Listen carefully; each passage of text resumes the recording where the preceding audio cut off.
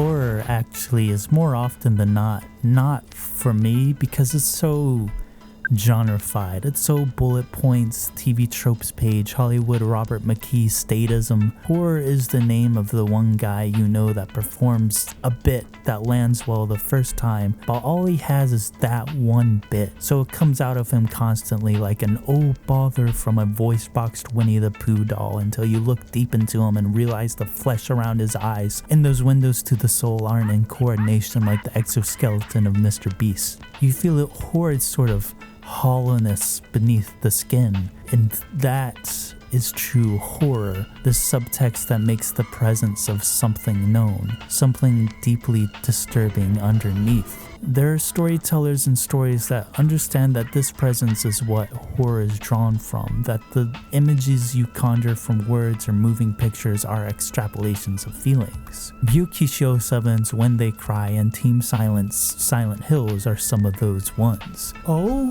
what are you doing over there? Are you putting the ingredients of Silent Hill with Ryukishi's writing, the empathy, the moving metaphors, the unabashedly humanly flawed and messed up characters with the imagery and atmosphere of Silent Hill into one big old pie? Beautifully fucked up plums of scent wafting from a Silent Hill Ryukishi pie drifts into my nose, lifts me up and smokes out my lungs down to the alveoli.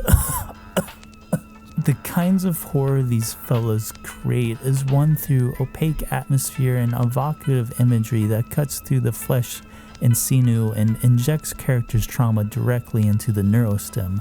Silent Hill is some kind of abstract envelope sticking to the curvature of reality where trauma bubbles and forms from the envelope into palpable tears to the traumatized. While Ryukishi's work has a tendency to show things to readers that are actually representative of something else, embellished abstractions of a character's feelings toward a situation rather than the objective truth that happened. And a character can't just be traumatized for the sake of it. Scars come from knives, from the world around them. Ryukishi's stories at the very least are framed with a side eye and scoff at social infrastructures like the patriarchy for how they can propagate loneliness and a sense of meaninglessness. This perception of the world created by trauma can brush its cold fingers down the spine of a reader through realizing that perception through atmosphere, abstraction, and horror. Like a childhood town being rusted by bleeding guts and ruby flowers that symbolize final goodbyes. Hinako's journey is a goodbye to a fresh corpse of childhood. As I stepped along with Hinako, I felt ghosts of adolescence hang over everything. Abandoned buildings haunted by old foxing thoughts and feelings written by the echoes of Hinako's fellow adolescents. Dolls of schoolchildren fall apart like corpses. Complicated feelings crack apart the innocence of childhood friends. The town stays in a limbo that exists for kids to grow and leave. A dead end for anyone who stays here. Look at all this decay of Hinako's childhood. Silent Hill F plugged me into the psyche of Hinako, the sight, sound, gameplay, all reflecting the mind of the main girl. Kato Konatsu gives an amazing physical and vocal performance stacked upon the gorgeous work by the character animators, and I'm not just giving her flowers because she is in front contention for Woman of the Year from streaming her own playthrough of the game with the same energy as an inflatable tubeman. I legitimately got swept up in the way she would play Hinako, from this restrained, unsure girl contrasting with her imaginative notebook ruminations to a girl in crash out mode that gave me a monster flavored adrenaline rush that drilled my body headfirst through the drywall of my room. Then from her perspective, you see how she sees the world. Drunk menagerie-faced men spew out their rancid, toxic draft beer on my state compulsory single-outfit school dress like a static cartoon character design. Puppeted knife-wielding housewives, the dog of the worst person in your neighborhood. Trillion-titted pregnant women all manifest as monsters, images extrapolated from her fears. The multiple playthroughs are like a grueling loop of thought. What is the right thing to do? How does this person feel? What can I do differently? Look man, I know me a thing or two about Ryukishi's writing. When Rinko says Hinako's dead, I lean forward and say, let me figure out the metaphor for this.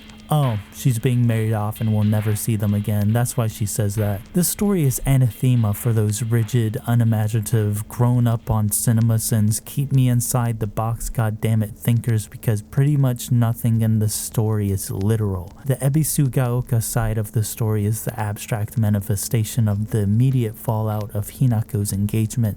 The Dark Shrine side is an abstract manifestation of the wedding itself. Hinako Shimizu Ebisugaoka is still somewhat outwardly rebellious and spiteful and connected to her friends.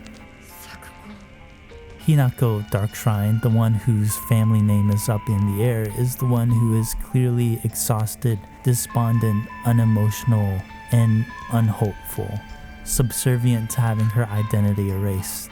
Hinako is so fully realized, I felt like she started to seep into my skin. The journal filled with adventurous, spunky, imagination-filtered interpretations of her world was the biggest key to this. Drawn along her nervous system is a tapestry of imagination and play formed through breaking away from social norms.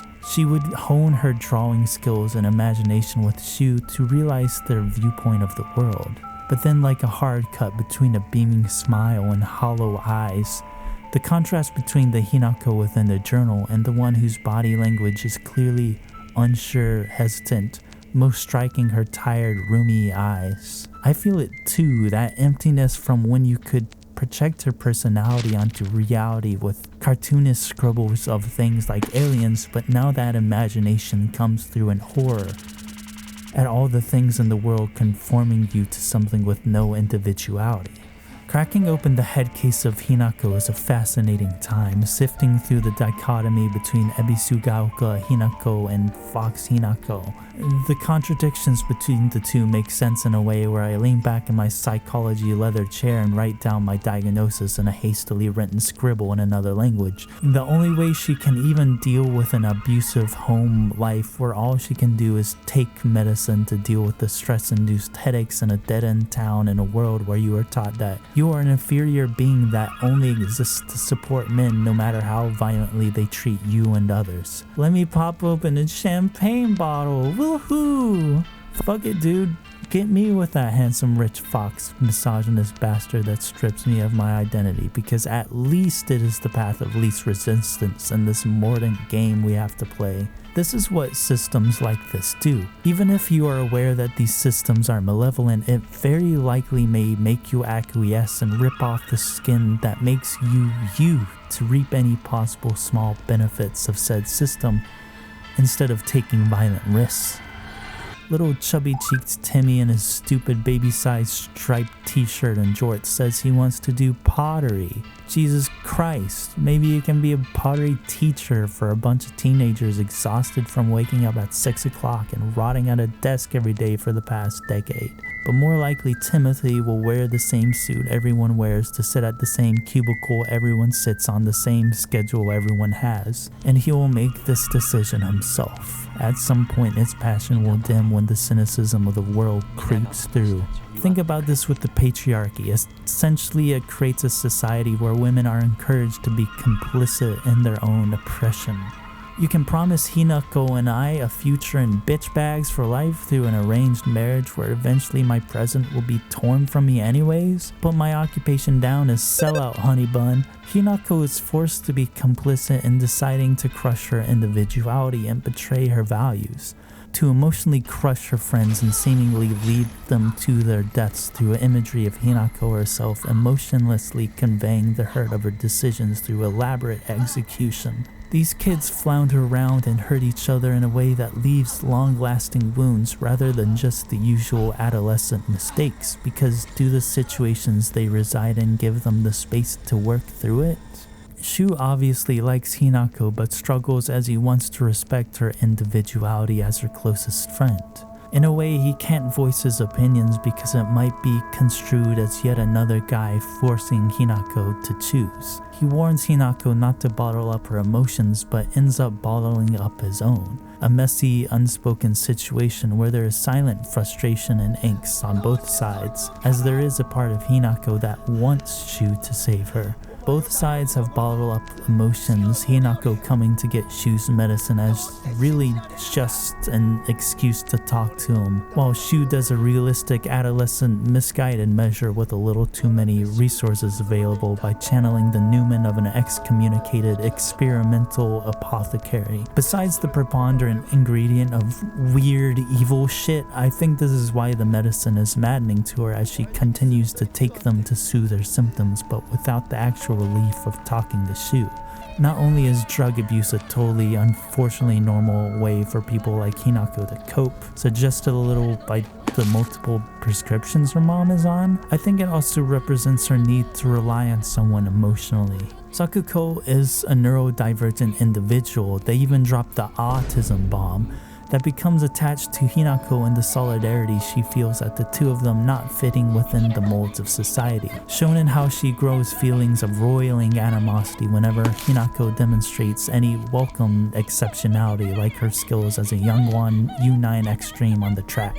Rinko exists as a limerent meerkat exuding an unctuous aroma simulating all the fundamental values of a girl in society, growing herself a little garden of complexes towards others because she is fake.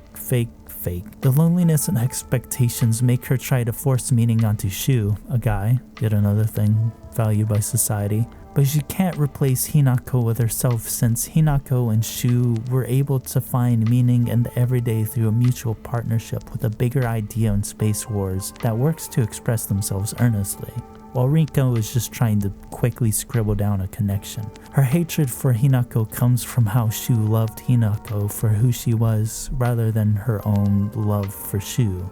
Picking up on these sorts of nuances in the characters are a consequence of the multiple playthroughs. There is a draining feeling, especially with a horror game, at even the thought of a second and third playthrough. You wanted me to do the damn Fogfield puzzle with the limp dolls, the school children again? But part of Ryukishi's ethos is putting emphasis on viewing a situation from another perspective, because that's where you'll find empathy. I found this story to be particularly more powerful on revisits due to how emotionally charged even the most mundane of lines can be with more context. All of the characters' conversations and gestures now viscerally scream the things unsaid.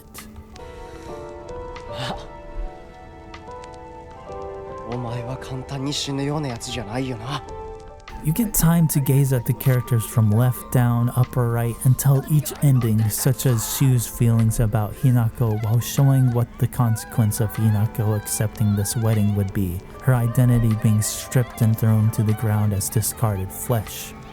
Or Kotoyuki's twisted feelings for Hinako are confronted in another ending while she rebelliously asserts her independence.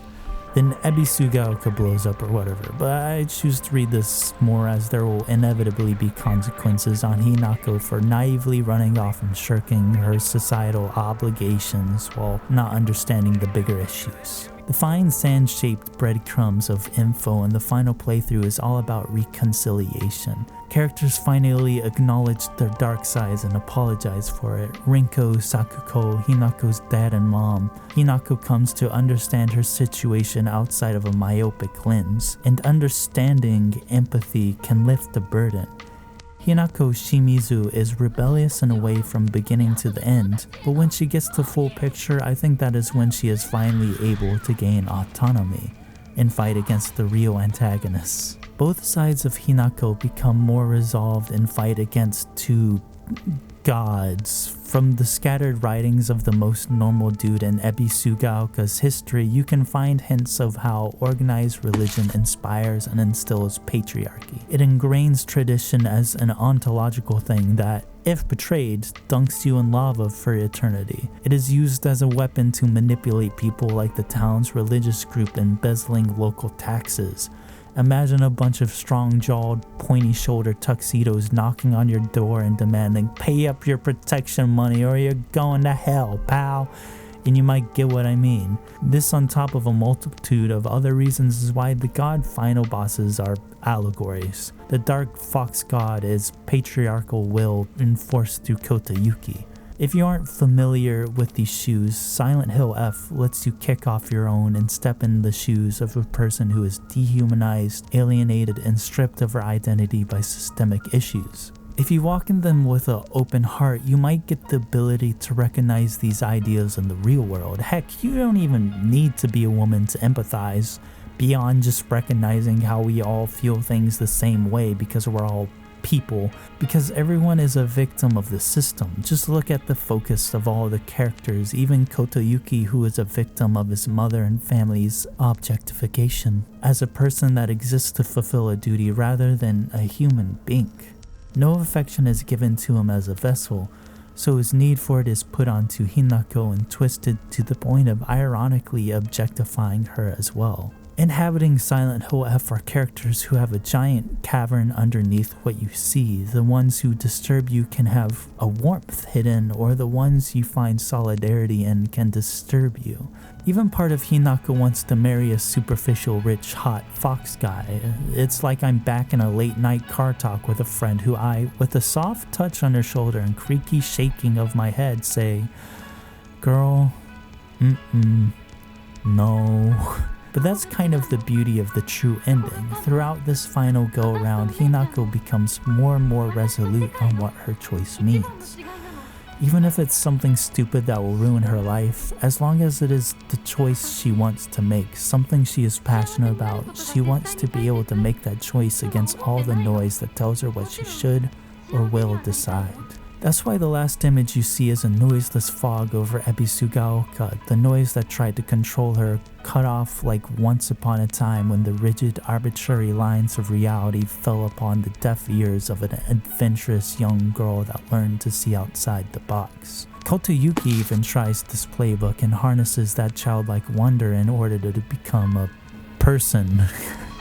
Both Hinakos are alone in a fogged out Ebisugaoka like an empty sheet of paper, with whatever they decide to draw from now on.